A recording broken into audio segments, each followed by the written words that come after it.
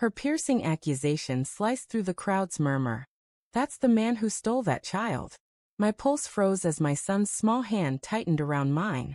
A mall security guard clumsily reached for his radio, while onlookers' curious stares fixed on us. The distant wail of sirens grew nearer.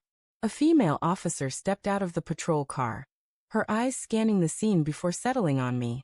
A spark of familiarity flashed across her face, her expression turning steely. Then, to my surprise, she pivoted not toward me but to my former wife. "Mrs. Callahan," she said, her voice cold as frost, "we need to speak privately." The smugness on my ex-wife's face vanished in an instant. 6 years prior, I thought I had crafted a life worth protecting. Emma and I had been wed for 7 years, having met in college and endured the lean times together. We built a small design firm from the ground up. Her laughter at my jokes, the meals she prepared with thoughtfulness, the way her fingers grazed mine in public, it all seemed authentic. We had no children. She insisted the timing wasn't right, and I never pushed. To outsiders, we were a solid unit.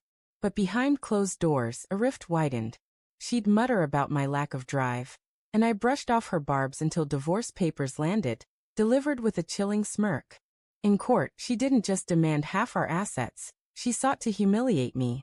"She's claiming you're infertile," my lawyer whispered. Emma, loud enough for the judge to hear, added, "I'm just telling the truth." After the divorce, rumors spread like wildfire. Friends drifted away, clients hesitated. I moved to a new city, buried myself in work, but a nagging suspicion lingered. Over drinks, a mutual acquaintance revealed a detail. Emma had remarried within 6 months to a wealthy older man and now had a young son. The math didn't align. When I pressed my attorney, he exhaled heavily. "She deceived you, Mike. Proving it now? Almost impossible." I let it go, or let her think I had. A quiet fury burned inside me. I monitored her life discreetly, noting her public disputes with her new husband and her reckless spending. Each year on the same date, I wrote one line in my journal: "Not yet." 2 years after the divorce, an unmarked envelope slid under my office door. Inside were photos of Emma, visibly pregnant during our marriage, with undeniable timestamps. A handwritten note read, "DNA doesn't lie." My hands shook. This wasn't just betrayal, it was deliberate devastation. She'd mocked my manhood in court while carrying another man's child. I dug deeper. Her new husband had been funding her lavish lifestyle long before our split, and that child? Not his either, though he didn't know. This wasn't love, it was calculated manipulation. I realized I didn't need to ruin her immediately. People like Emma collapse under the weight of their own lies. My role was to prepare the stage. I rebuilt my life with purpose, securing high-profile clients, supporting community initiatives, and joining local boards. I formed ties with city officials, law enforcement, and business leaders. By chance, or perhaps fate, I met Claire, a woman of integrity and warmth. We fell deeply in love, married within 2 years, and welcomed a son a year later, a family rooted in honesty.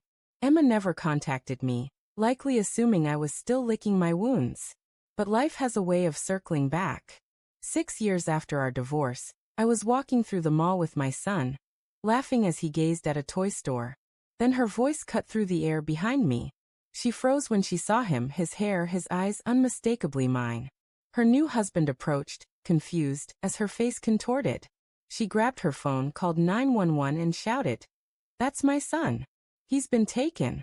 I stood firm. The foundation for this moment had been laid long ago. Sirens echoed, and a crowd gathered. My son clung to me, frightened. A patrol car arrived, and out stepped Officer Claire Callahan, my wife, calm and commanding. Emma's face drained of color. "Mrs. Callahan," Claire said coolly, "are you accusing this man of kidnapping?" Emma stumbled over her words, muttering, "Yes, that boy." Claire's voice was sharp. "That boy is my son." The crowd gasped. Emma's husband turned to her, demanding, "What's happening?" Claire's tone remained icy. "Making a false report is a crime, and defamation carries consequences. Do you wish to proceed?" Emma's lips trembled. I didn't realize." My voice, calm and measured, broke the silence. "You knew exactly what you were doing, just as you did in court. Her husband's eyes darted between us. Court. Claire handed him a folder filled with incriminating photos, financial records, and timelines. His face fell. The crowd's whispers grew louder, no longer hushed. Emma reached for her husband, but he pulled away. Mall security, guided by Claire, led her away. In that moment, the woman who once held my life in her grasp became a public warning. After filing the police report, Claire and I took our son for ice cream. We didn't speak of Emma. There was no need. Her web of deceit had unraveled in minutes, laid bare for all to see. I didn't feel triumphant, not exactly. I felt free. For years, her betrayal had burdened me. Now I let it go. She'd face her husband's questions, the community's scorn, and the law's repercussions. I returned home to my true family. They say revenge should be bold, dramatic. They're wrong. The truest revenge is the silence that follows, where the other person hears only the reverberation of their own downfall. That reverberation, I promise, drowns out any cry.